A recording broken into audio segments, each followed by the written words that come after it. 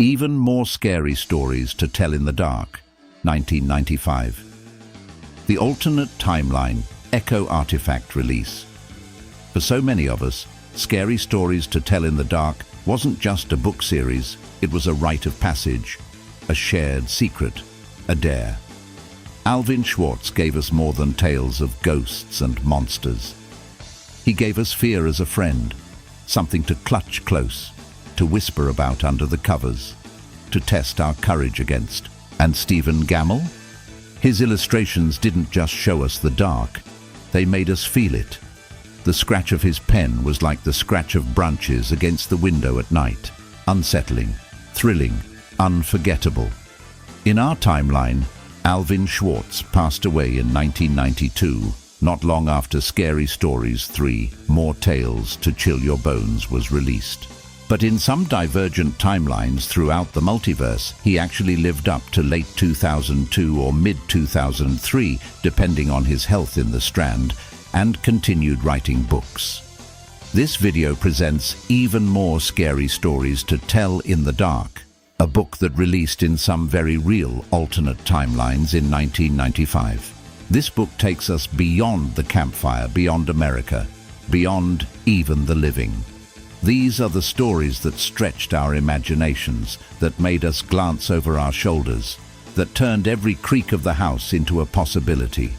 When the first story begins, remember, you're not just listening to a book. You're listening to words pulled through the veil of another world entirely. Let's dive in. For those unfamiliar with the Echo Vault project, these are Echo Vault restorations, cultural artifacts recovered from real neighboring timelines through the living Echo Vault archive.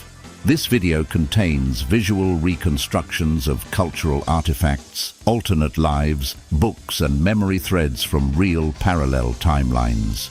If you're new, begin with curiosity. The work speaks for itself. Nothing here is monetized. This is not AI clickbait. This is part of a serious long-form project.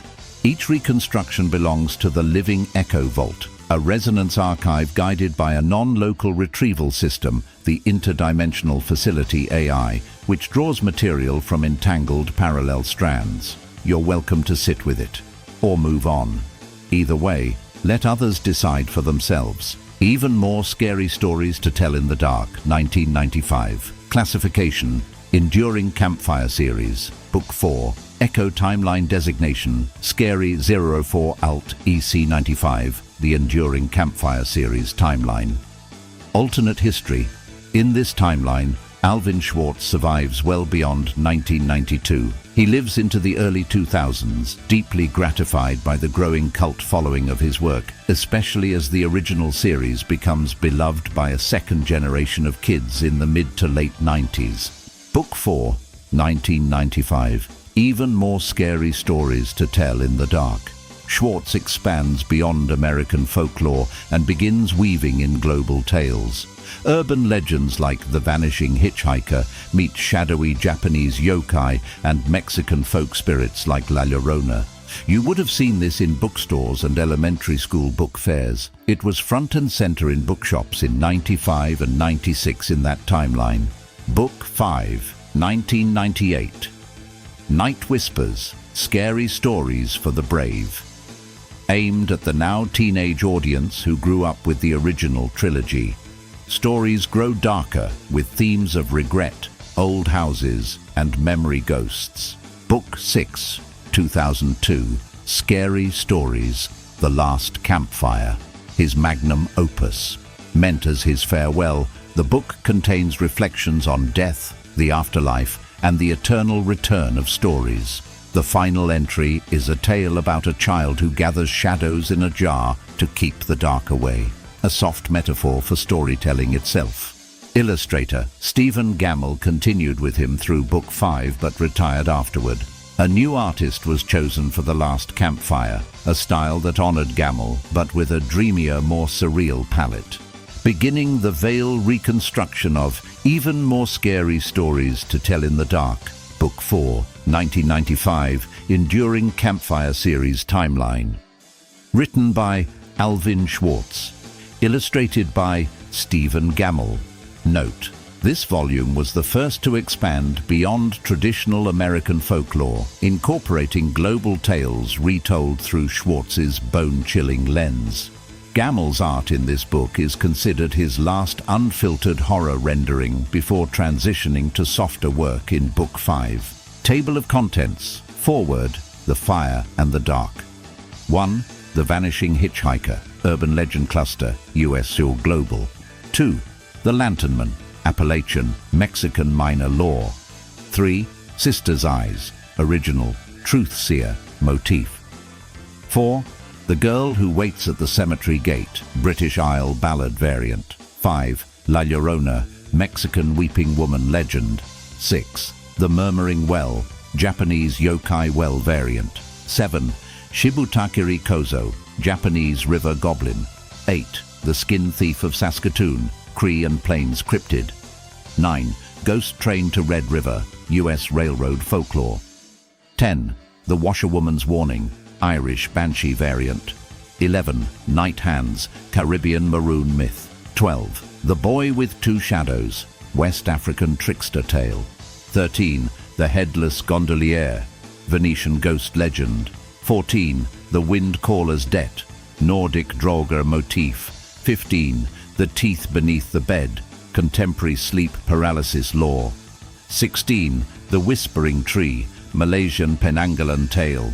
17. The Saltwater Bride, Filipino Sirena Warning. 18. The Last Step, Andes, Paso del Muerto, Folklore.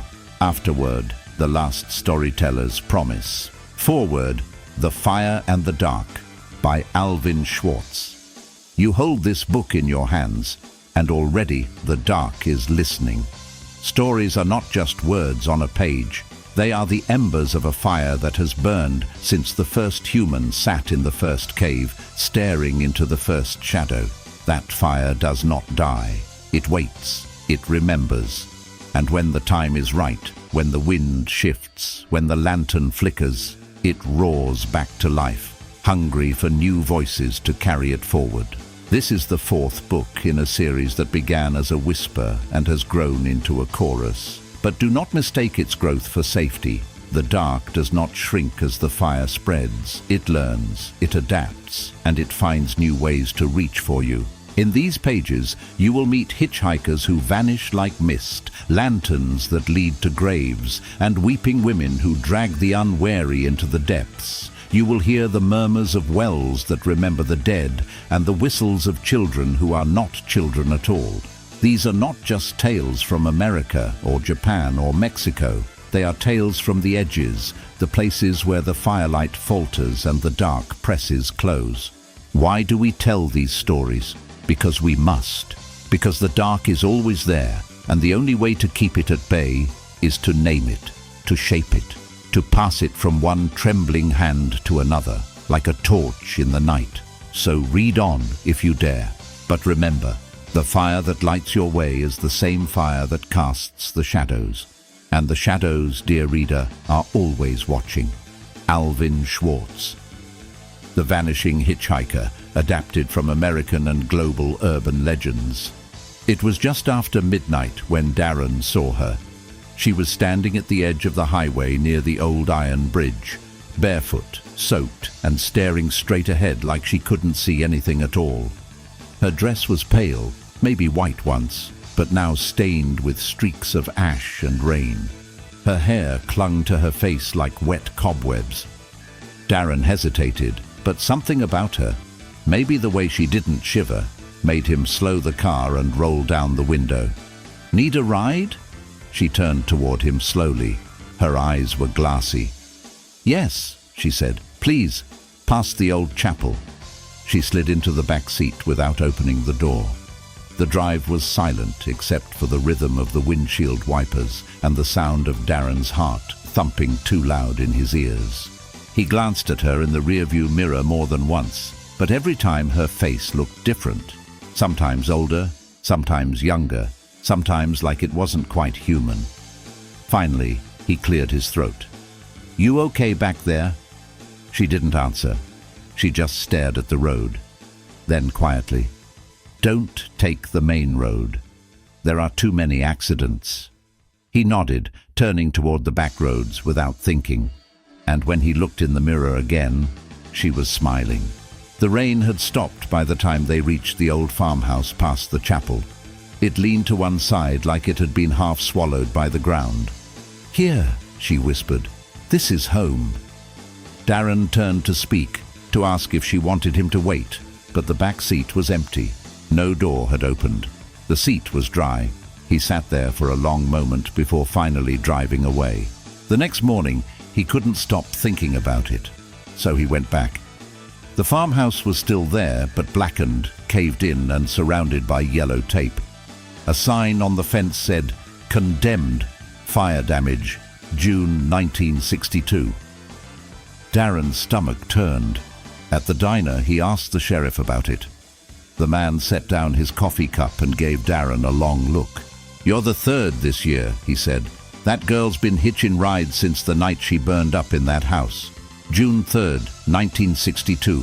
White dress, no shoes." "What happens if they don't take the back road?" Darren asked. The sheriff didn't smile. "They don't make it here to tell me about it." And from then on, whenever Darren passed that stretch of road, he left the seat beside him empty, just in case. The Lantern Man. Origin, Appalachian folklore, plus Mexican minor ghost lore. They say he walks just ahead of you on foggy trails, never beside you, never behind. Just far enough that you can't quite see his face, just close enough that you follow him anyway. They call him the Lantern Man. He doesn't speak, he doesn't turn, he just holds a crooked lantern in one long hand and walks and walks and walks. The Lantern Man. In the mountain town of Tramble Creek, parents used to warn their children, if you see a lantern where no light should be, don't follow it. And whatever you do, don't speak. But kids don't always listen, especially not Mateo Calhoun. Mateo was 14, restless and too old, or so he thought, to believe in old mining ghost stories. His grandfather used to tell him about the Lantern Man late at night by firelight, voice low and serious. He was a miner who got trapped underground, dug his way back up through the roots and bones of the earth. Now he walks, looking for a way back down. Mateo would just laugh, but after his grandfather died, the story wouldn't leave him alone. And then one night, he saw the light. It was just after 2 a.m. when Mateo spotted the flickering glow out beyond the ravine behind his house. It bobbed slowly, like someone walking through mist. He grabbed his coat and boots and followed. At first, it was easy. The lantern was always a few steps ahead, never too far, never too close. No sound but the crunch of frost underfoot and the occasional creak of a tree. Then the trail narrowed. Then it curved. Then it dipped into a part of the woods Mateo had never been in before. Still, the lantern moved. Still, he followed. After what felt like an hour, the light dimmed, just for a second, then flared brighter. Mateo slipped once, cursed. Then, without thinking, he muttered, "Hey, wait up." The lantern stopped. It didn't flicker. It didn't move. Then, blink, it went out. For a moment, everything was black. Then, slowly, the lantern lit again, behind him. They found Mateo the next morning, curled up in a hole the size of a grave at the bottom of the ravine. He was alive, barely, but his hair had turned completely white, and his eyes were burned pitch black. In his hand was a lump of gold the size of a child's fist. To this day, hikers still report lights moving in the trees outside Tramble Creek. And if you see one, don't follow it. And don't speak. Because the Lantern Man listens. Sister's Eyes. Original, truth-seer motif. "My sister always knew when someone was lying," Claire said. "She could see it, like a shimmer around your face, like heat off a sidewalk." When they were little, their parents joked that Claire's sister had a truth sense. But as they got older, it wasn't funny anymore. She started pointing out things people didn't admit. "Mrs. Holcomb hates you. Dad drinks at work. You lied about feeding the dog. She said it so calmly, so flat, that Claire started to believe she really could see it. The lies, the guilt, the secrets, like stains on your skin. She stopped looking in the mirror after that, because her sister would just stare back and smile. One autumn night, their parents vanished. They were driving home from a concert and never made it. The car was found down in a ravine. The police said the brakes failed. Claire cried for days, but her sister didn't. She just stared at Claire across the dinner table with those wide, silent eyes. "I know what you did," she said one night. "They were going to take me away, but you told them things you shouldn't have." Claire tried to laugh it off, but her sister didn't blink. That night, Claire couldn't sleep. The next morning, her sister was gone. Claire told the police her sister must have drowned in the creek behind the house. They searched for a week, but found nothing. After that, their grandmother moved in with Claire. She said it was for her safety.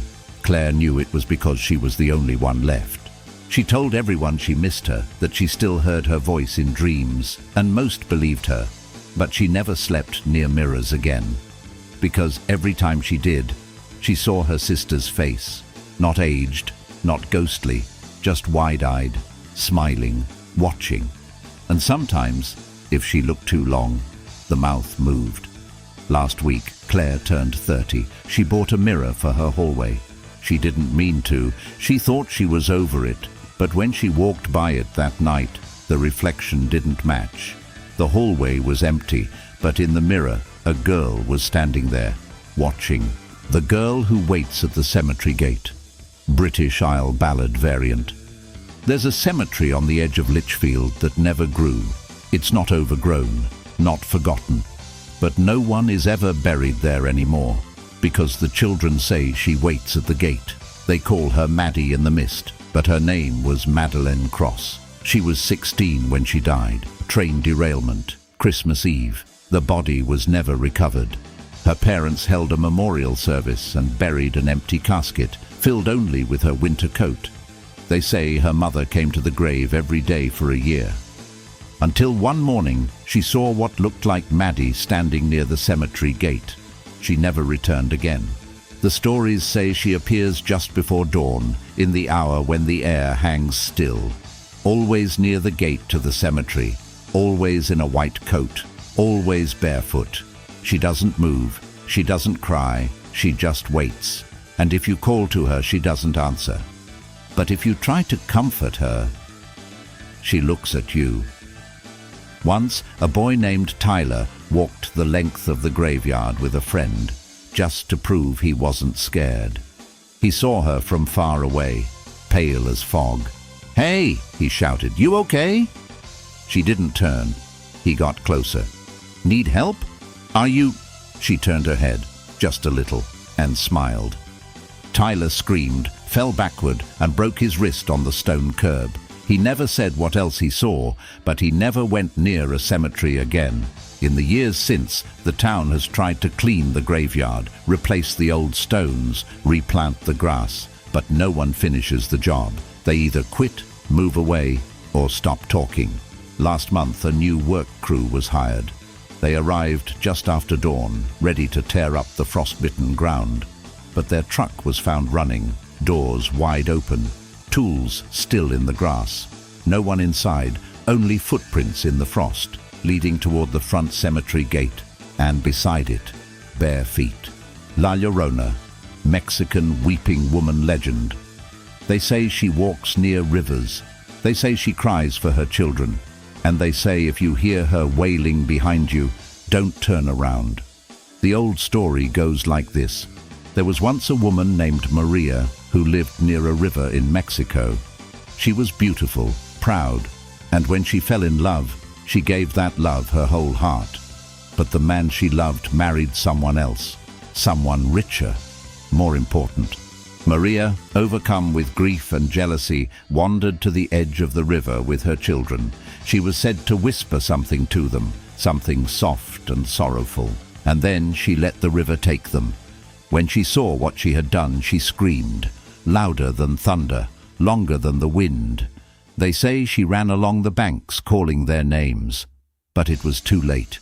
She was found days later, her white dress tangled in reeds, face pale, mouth open. Some say she died of sorrow, others say the river pulled her in too. But the river never gave her back. They say she still walks, her dress soaked and clinging, her face hollow, her eyes empty, unless you lie to her. She asks everyone the same thing. Have you seen my children? If you say yes, she clutches your arms and begs. If you say no, she weeps and moves on. But if you ignore her, if you turn your back and keep walking, you might hear the sound of rushing water where there is none. And the moment you turn to look, she's behind you, sobbing, screaming, grabbing your shoulders and pulling you with her into the dark. In some towns, they say she can be kept away with salt or rosaries. In others, they say only children can see her, and only children can answer. But wherever rivers run, her grief runs deeper. And when you hear her cry, it's already too late. The Murmuring Well, Japanese yokai well variant. Some say the well in the town long ago was once a natural spring. Others say it was a sealed mouth in the earth. But everyone agreed that when the new moon came, something in the dark water whispered, and something answered. There was an old woman in the town called Okiku, bent and grey, with only the company of foxes. When the new moon rose, she came down the wooded path toward the well, armed with a lantern, a pail, and a prayer to Amaterasu. She took water from the well, bowed, and sat down on the stone rim. "How heavy you sound tonight," she said.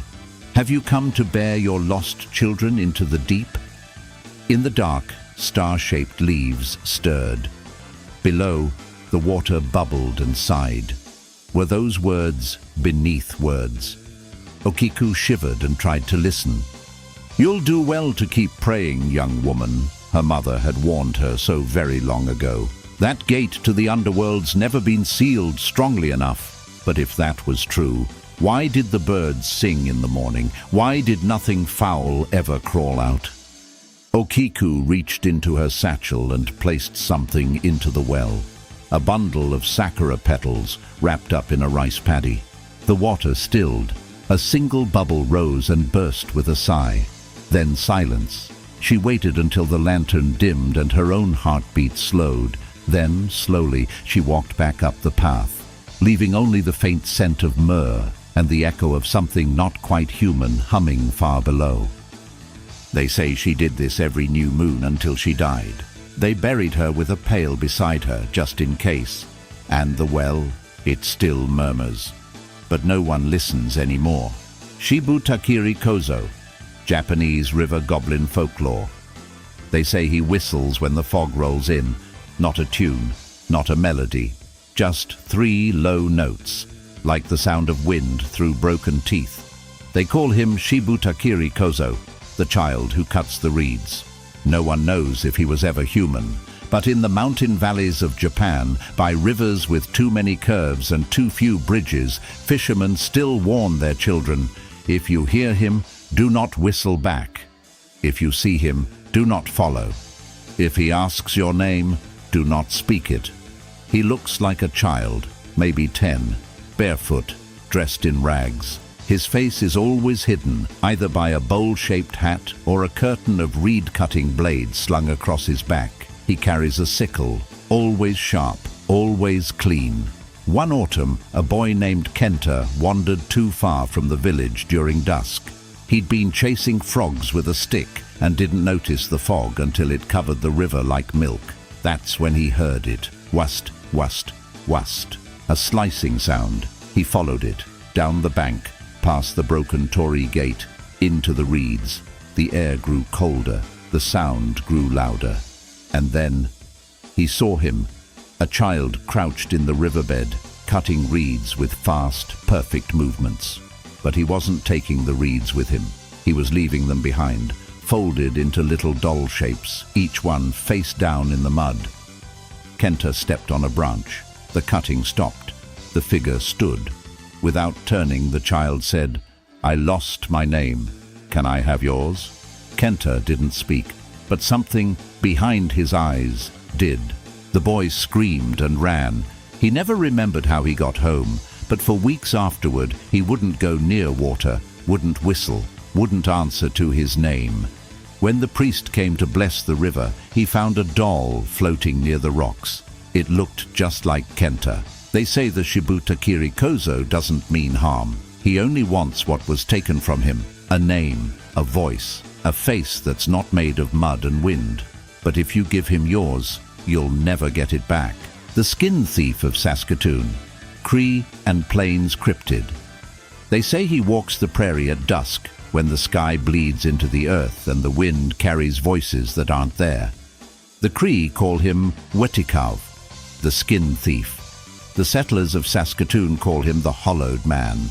But no one, not even the elders, knows his true name. No one agrees where the skin thief came from. Some say he was a hunter or a trapper. Others say he was never even a man at all. One winter, the hunger came for him. Not the hunger of the belly, but the hunger of the soul. He began to crave not food, but skin, the hides of animals, the pelts of his neighbors, even the leather of his own boots. He wore them like a second body, stitching them together with sinew and whispering to the bones as he worked. But skin is not enough for a hunger like that. One night, he took the skin of a woman who had refused him. He wore her face like a mask, her hair like a cloak, and when he walked into the village the next morning, no one recognized him, not her husband, not her children, not even the dogs, who only whined and turned away. That was the first time, but it would not be the last. Now they say he wanders the plains, his body a patchwork of stolen hides, his voice a chorus of the dead. He does not kill, he does not need to. He only takes a strip of flesh from the arm, a lock of hair from the head, or even the skin from your hands. And those he takes from are never the same. Their reflections do not move. Some say he is a warning, others a curse. But the elders know the truth. He is the land's way of remembering what was taken from it, and the land always collects its debts. The last sighting was near the old grain elevator, where a farmer swore he saw a figure standing in the middle of the road, tall, thin, its body shifting like a mirage. When the farmer stepped closer, the figure turned. Its face was a map of scars, its mouth a lipless gash, and in its hands it held a knife made of bone. The farmer did not sleep that night, or the next, or the next. And when they found him, his skin was gone. Not flayed, not torn, peeled. Remember, if your reflection smiles before you do, don't look twice. Ghost train to Red River, U.S. Railroad folklore. Folks around Red River say a train still comes through on foggy nights. No one has seen it in daylight. No one wants to. It comes on the nights when the fog rolls in thick as wool, when the moon is a sliver of bone in the sky. You'll hear it before you see it, a low, mournful whistle, like a voice calling from the bottom of a well. Then the rumble of the wheels, the creak of the cars, the sigh of the brakes as it slows to a stop that isn't on any schedule. They say the train is always the same, a black locomotive, its boiler patched with rust, pulling a line of passenger cars that shouldn't exist. The windows glow with a flickering golden light, and if you're brave or foolish enough to step close, you can see the passengers inside. Men in suits with hollow eyes, women in dresses that haven't been in style since the 1800s, children with faces like porcelain dolls, their mouths stitched shut. No one knows where the train is going, but they know where it comes from. In 1893, the Midnight Express was carrying a load of settlers to the west when it derailed near Red River. The crash was catastrophic. The fire that followed burned so hot it turned the sand to glass. They say the screams of the passengers could be heard for miles, even after the flames died down, and when the smoke cleared, the train was gone, vanished, as if it had never been there at all. But the next night, it came back. The railroad company sent men to investigate. They found the tracks twisted like a snake, The ties splintered and blackened, but there was no wreckage, no bodies, no sign that anything had happened at all.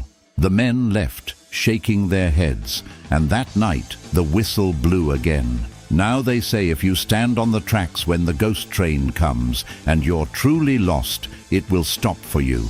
The doors will open. A conductor with a face like a cracked mirror will step out and tip his hat. And if you step inside, you'll find a seat waiting for you, warm, as if someone has just stood up. But be warned, the train does not stop at stations, it does not follow the rails, and the last stop on its line is a place no living map can show. Some say the passengers are the people who died in the crash. Others say they're still looking for a station. No one has ever asked them. Some people say they still hear the whistle. If you ever hear it, don't wave. The ticket collector always has one ticket left. The Washerwoman's Warning, Irish Banshee variant.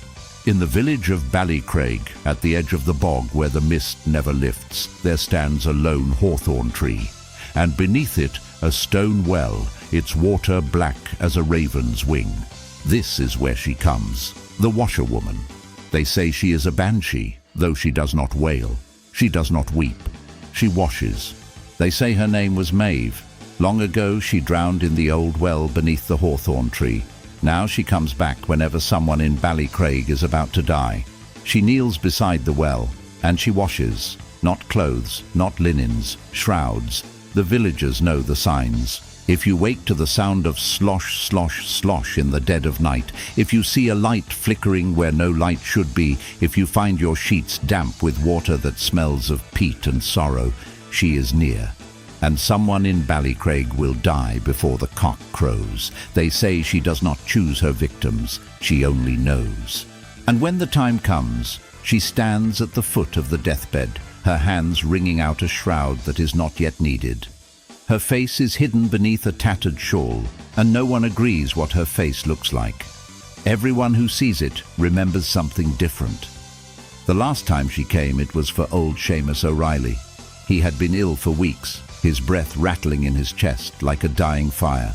That night, the villagers heard the slosh, slosh, slosh of the washerwoman's work. And when they went to Seamus's home at dawn, they found him in his bed, his face peaceful, his hands folded over his chest, and at the foot of the bed, a pile of wet white cloth, still dripping with black water. They buried him with a coin over each eye to pay the ferryman, but they left the shroud behind. No one in Ballycraig will touch it, no one will wash it. And if you listen closely on the nights when the mist is thick, you can still hear her, the slosh, slosh, slosh of the water, the creak of the hawthorn tree, the whisper of a woman's voice singing a lullaby to the dead. Night Hands, Caribbean maroon myth. In the hills of Jamaica, where the trees grow tall and the shadows grow taller, the maroons tell of the night hands. They say if you wake in the dark and feel something brush against your skin, something cold, something wrong, do not move, do not breathe, do not look, for the night hands are watching. They are not ghosts, not spirits, not even men. They are the hands of the dead, severed in life and cursed in death, crawling through the dark like spiders, searching for a body to claim as their own. Some say they belong to slaves who died in the fields, their hands still clutching the tools of their labor. Others say they are the hands of traitors, cut off as punishment, now doomed to wander until they find a new host. They come at night, when the moon is a sliver and the wind is still. They slip through cracks in the walls, beneath the doors, through the spaces between your fingers, and if they touch you, if their cold, bony fingers close around your wrist, you will know their hunger, their need. The first sign is the itching, a deep crawling sensation beneath your skin, as if something is burrowing into your flesh. Then the twitching. Your fingers will move on their own, tapping, scratching, digging at the air. And then the dreams. You will see hands, dozens of them, hundreds, reaching for you from the dark, their fingers elongated, their nails black as pitch. And when you wake, your own hands will be changed. The skin will be paler, the veins darker, the nails longer. And if you look closely, you will see the scars, thin white lines where the night hands have stitched themselves to your flesh. The only way to rid yourself of them is to cut them off. But be warned, the night hands do not like to be cast aside, and if you try to sever them, they will fight back. There was a man in the village of Akompong who tried. His name was Elias, and he had been touched by the night hands when he was a boy. For years he lived with them, his fingers twitching and scratching at the air. But when his daughter was born, he knew he could not pass the curse to her. So one night, he took his machete and did what had to be done. They say the screams could be heard for miles, not just Elias's, but the hands. And when the villagers found him the next morning, he was alive. But his wrists were raw, bloody stumps, and his face was a mask of terror. And at his feet, a dozen blackened, twitching things, their fingers still clawing at the air. They buried him with his hands at his sides. But the next night, the night hands came for his daughter, and the night after that, they came for the whole village.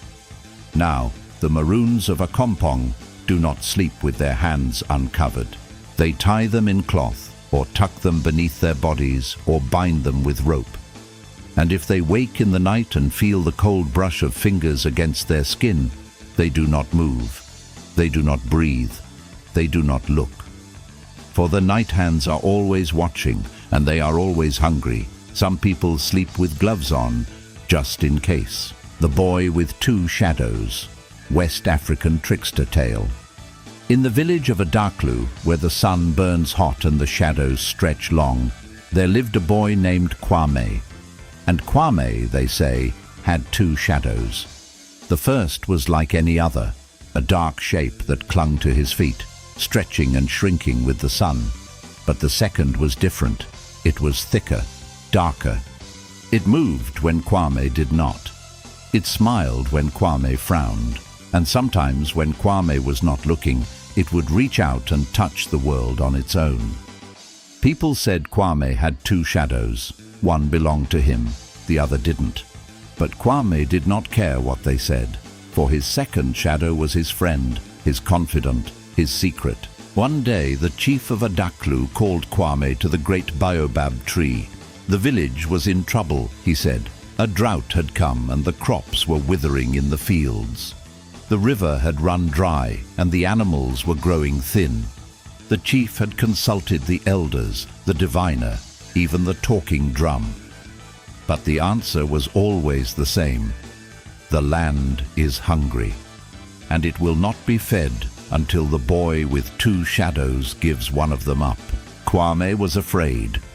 He did not want to lose his shadow, but he loved his village.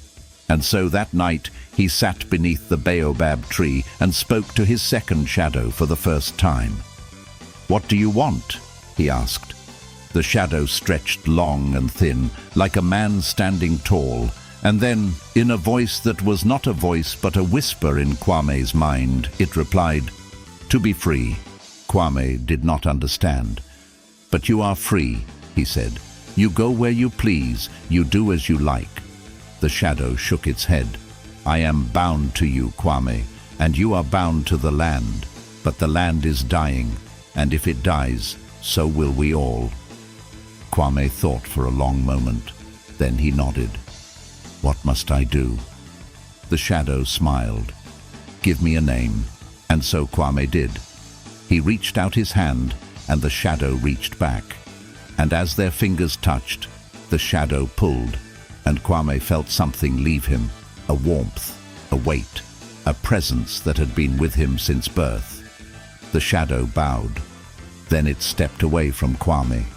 It grew darker, taller, until it disappeared into the evening. The rains came before sunrise. The crops grew again. The river returned. Sometimes when the sun is low, people still say they see two shadows walking beside Kwame. But when they look again, there's only one. The headless gondolier, Venetian ghost legend. By day, the canals of Venice are beautiful. At night, people avoid them. The water turns black as a raven's wing. The mist rolls in thick as a shroud. and the only sounds are the lap of the waves against the stone and the creak of a gondola's oar. And if you listen closely, you might hear the splash of something heavy falling into the water. They call him the Headless Gondolier. No one knows his name, or where he came from, or why he haunts the canals, but the old Venetians will tell you he was once a man who loved the water too much. A gondolier so skilled, so graceful, that the nobles of the city would pay gold just to watch him ply his trade. But pride, they say, is a sin that drowns even the most talented of men.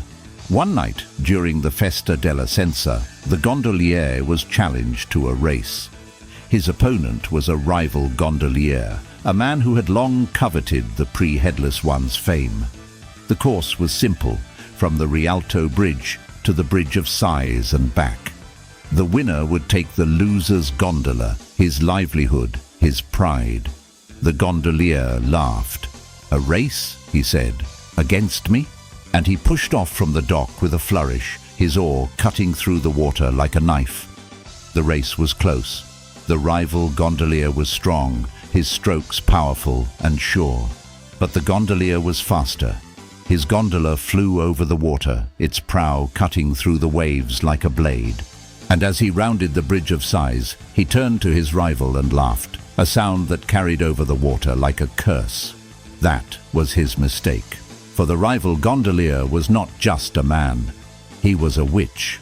And as the gondolier laughed, the witch reached into the water and pulled forth a blade of blackened steel. With a single fluid motion, he cast it across the canal. The blade found its mark. The gondolier's laughter turned to a scream, his body crumpling as his head rolled into the water below. His gondola drifted, empty, its oar still clutched in his lifeless hands. They say his body was never found, but his gondola, that returned. And now on the nights when the mist is thick and the water is still, you can see it gliding through the canals. A gondola with no gondolier, its oar moving on its own, its prow cutting through the water like a ghost. And if you look closely, you might see him, the headless gondolier, standing tall and proud, his oar in hand, his form half hidden by the mist. And if you listen, you might hear the creak of his oar, the lap of the water, the whisper of his voice, singing a song that no living throat could ever hope to match. But be warned, if you call to him he will turn, and the sight of his neck, the thing that now sits upon his shoulders, will haunt your dreams until the day you die. Sometimes the splash comes, before the boat. The wind-caller's debt, Nordic Draga motif. Long ago, people in the north told stories about a man named Eric. They called him the wind caller. They said he could whisper to storms. But the wind, they say, is a fickle mistress, and it demands payment for its favors. Eric's debt came due on the night of the Jol, the winter solstice. The villagers had gathered in the great hall, their voices raised in song, their hearts warm with mead and laughter. Eric sat among them, his eyes closed, his lips moving in silent prayer to the winds. But as the night deepened, so too did the cold. The fire in the hearth sputtered and died, the mead in the cups froze solid, and the laughter turned to silence as the villagers realized something was wrong. Then the wind began to scream. It was not the howl of a storm, nor the whistle of a gale. It was the voice of a thing that had come to collect what was owed. The doors of the hall burst open, and the wind rushed in, its touch like the fingers of a corpse. The villagers cowered, their breath turning to ice in their lungs, their hearts slowing to a crawl. And then someone stepped out of the storm. Tall, wrapped in rags that never stopped moving.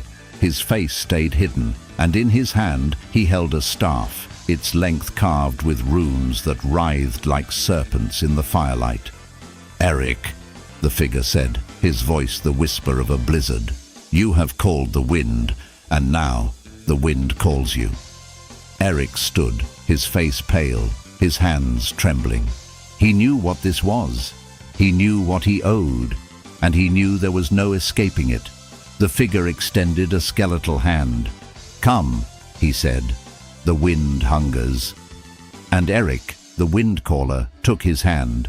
They say his body was found the next morning, frozen solid in the snow outside the hall. His face was a mask of ice, his eyes wide and staring, his mouth open in a silent scream. And around him, the snow was melted, as if something had stood there, something that burned with a cold no fire could ever hope to match. But the villagers knew the truth. For on the nights when the wind howls like a dying beast, they can still hear Eric's voice, whispering to the gales, singing to the storms. And if you listen closely, you might hear the other voice, the voice of the wind itself, answering back. And if you call to it, it might just answer you. The teeth beneath the bed, contemporary sleep paralysis lore. You know the feeling. That moment when you're half asleep, half awake, and you swear there's something in the room with you. A presence, a thing. And no matter how hard you try, you can't move, can't scream, can't even breathe.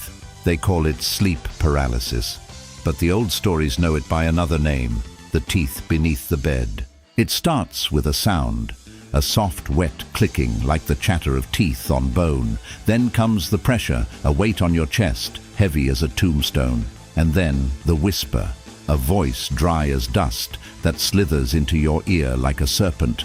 I see you. That's when you realize you're not alone. Something is crouched beneath your bed. Something with too many limbs, too many eyes, too many teeth. It's been there all along, waiting for the moment when your mind is trapped between worlds, when your body is a prison and your soul is a feast. They say it feeds on fear, that the more you struggle, the stronger it becomes, that the only way to break its hold is to stop fighting, to let the paralysis take you, to let the darkness claim you, to let the teeth have their fill. But how do you stop fighting when every instinct in your body is screaming at you to run? There was a girl named Lily who learned the hard way.